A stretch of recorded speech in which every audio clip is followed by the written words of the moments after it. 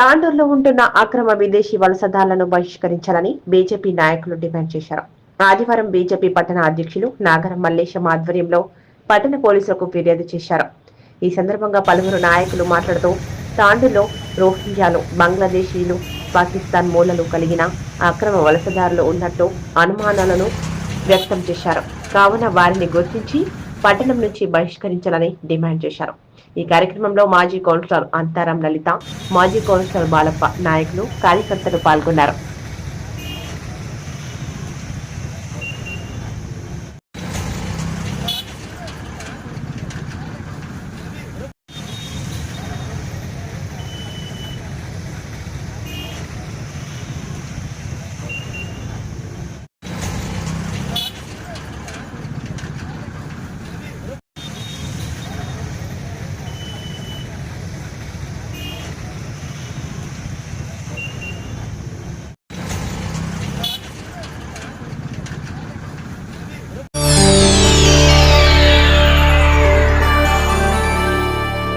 చేయండి, షేర్ చేయండి. కోసం ఛానల్ ని సబ్స్క్రైబ్ చేయండి.